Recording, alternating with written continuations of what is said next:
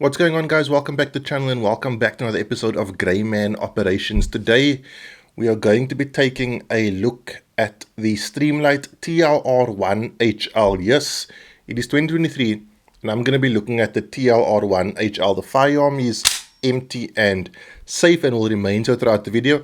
I'm going to take you through all the specs and all the important things, but I'm also going to outline 5 key things about this weapon light that I think are important. I do just want to preface this video by saying the TLR1 HL is my favorite weapon mounted light in February 2023. I do have, because I know people are going to ask, I do have the X300. I don't have mod lights offering or the X300 Turbo because we simply don't get that in South Africa, but I have found that with ultra high candela there's like diminishing returns, and this is strange because it's a bit of a departure from what I normally outline. But I've tested some really high candela weapon lights, and I found that for everyday carry, concealed carry purposes, there has to be a balance between candela and lumen. There has to be a balance between throw and spill. But we'll get to all those fun things in the video control. So anyone who's ever used a weapon mounted light in a low no light course, or probably even in real life, will tell you the value of having a light on when you want it on, but more importantly having it off when it should be off. You want to use a weapon mounted light very carefully. To paraphrase something I heard on a YouTube channel called Tactical Live, a weapon mounted light is less of a flashlight and more of a camera flash, because light attracts bugs and bullets.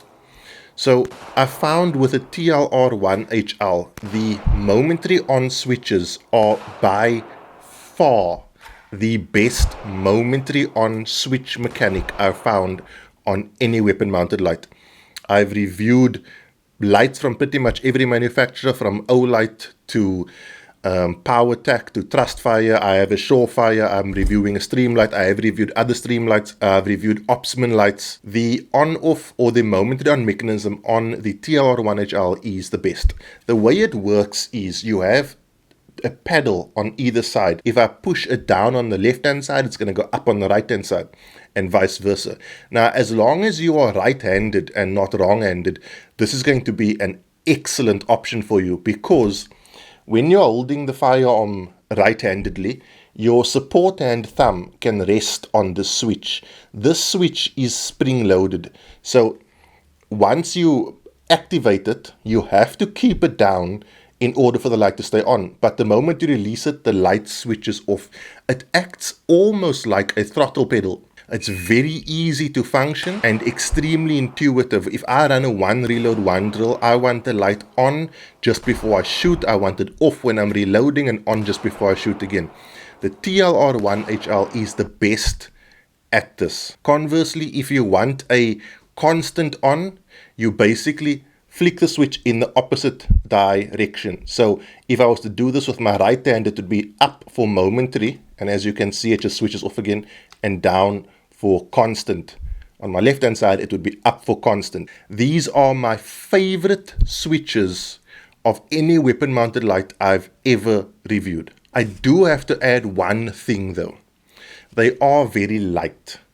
Now, 99.9% of the time, this is not a problem and it's actually a good thing. However, have a look at this. In case you missed it, I'll roll it back in slow motion.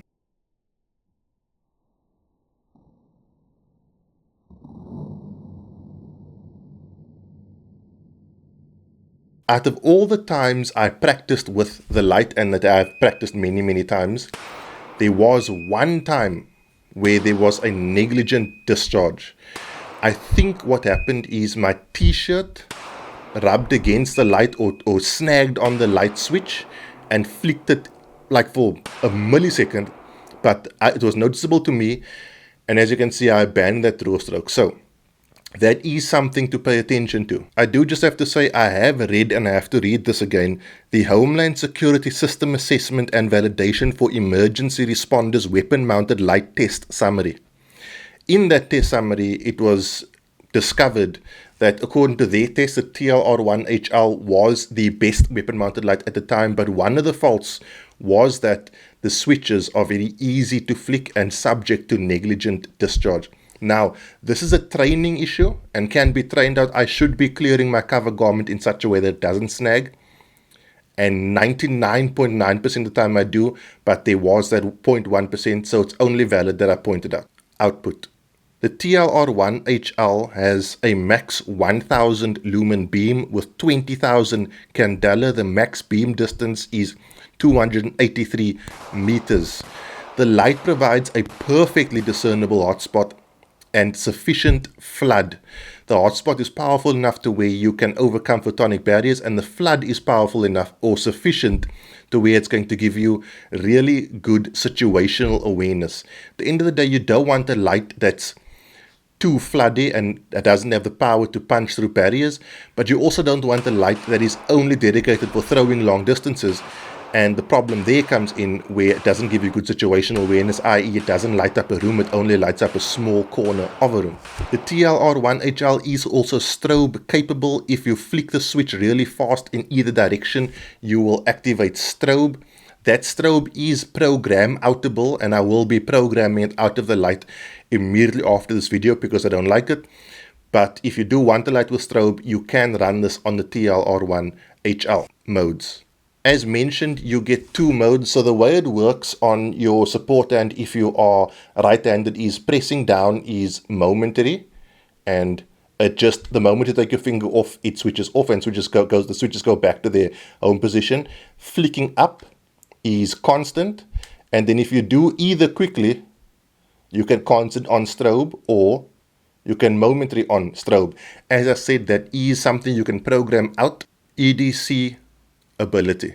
So here in South Africa, we have some really cool holster options. You've got the Bravo concealment holster for the TLR1 HL.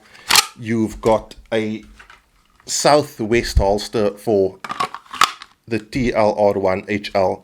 And you also have the Shinobi Kydex holster for the TLR1 HL. I have a review out on the Shinobi Kydex holster, which is popping up in your screen if you're watching on YouTube, so you can go and check that out.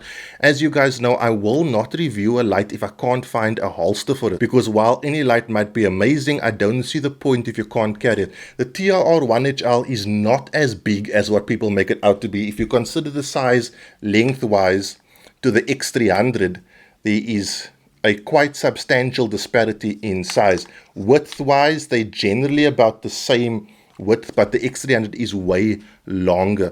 In terms of comfort, I remember this is a subjective point of view. I find it perfectly comfortable because I was EDCing the X300. The switch to the TLR1 HL was a very easy switch to make, and I had no comfort or concealment issues with the holsters I've outlined.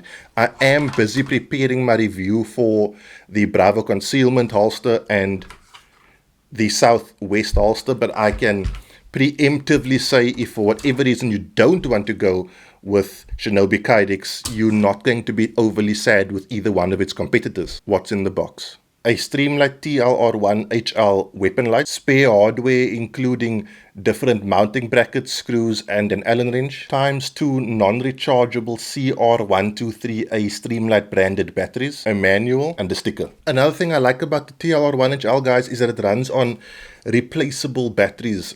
A weapon mounted light has to have replaceable batteries. Even if they are rechargeable, they still need to be replaceable because there's no point in having your light charging next to your bed when you need it. Also, and this is just a personal thing, I don't know if it's the ammo I'm using or whatever the case may be, but I find that the carbon buildup that you usually get on weapon mounted lights does not seem to be affecting the TLR1 HL at all. I've never cleaned this lens and I've got a lot of rounds through it. So I think it could be because of how little it extends past the front of the firearm, but you get very little carbon buildup. Also, guys, I am giving away a gunslinger in this video, and I can tell you that the TLR1 HL will fit in the Southwest Holsters Gunslinger chest rig. I reviewed this last week, so you can go and check that out. I do also find that functioning the light with one hand is much easier than the Surefire X300. The X300 switches are really stiff, so your one hand functionality is drastically reduced. You can do it, but it takes a lot more finger power. The availability, very happy to say it's available from Balva Tactical. I'll leave them linked down below. You can contact them and they will hook you up with one of these weapon lights. Guys, I will be doing a comparison review between the Surefire X300 and the Streamlight TLR1 HL, and I will be doing it without emotionality. I know the Surefire X300 is like the Gucciest of all the weapon mounted lights and everyone loves it, and with good reason. It's got a very good track record, but I will be looking at it as objectively as I possibly can. Let's give away the Southwest Holsters Gunslinger, and then also I want to talk to you about another giveaway we're doing on Patreon. Okay guys, so we have 66 names. Those are my 66 current patrons. I'm going to copy their names. You guys should be familiar with this by now. I'm going to paste it into this name randomizer, and we randomize. So let's just confirm 66. So those names from this list have now been randomized. So now I'm going to take the numbers and copy that and paste it into the wheel of names. And there's 66 entries. I'm going to shuffle the numbers and we're going to click to spin.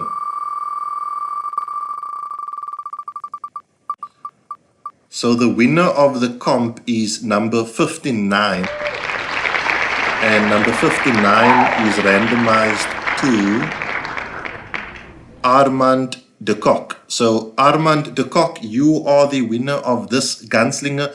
Please remember guys, I will definitely be giving another one away in about a month or two. So if you didn't win this time, you will still stand a chance next time. Let's switch the view and we can end off. So well done to that winner. You're going to get yourself a Southwest Holsters Gunslinger. Guys, by becoming a patron of the channel, you are automatically entered into all competitions. We do a competition every single month, sometimes more than once a month, for gear to the value of 1 year's worth of your patronage at least. So there's a high likelihood you will win something. The link to Patreon is down below. Also, training courses.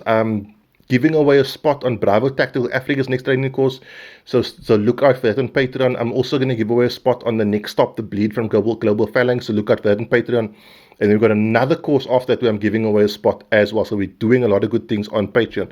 Guys, the Streamlight TLR1 HL, it is my favorite weapon light of all the weapon lights I own and have tested. I like the holsters, I like the size, I like the beam, I like the beam pattern, I like the amount of lumen and candela. It's a nice white light as well, which is incredibly disruptive to look into. And I just think it answers all the questions I've wanted out of a weapon mounted light. The X300 is really good.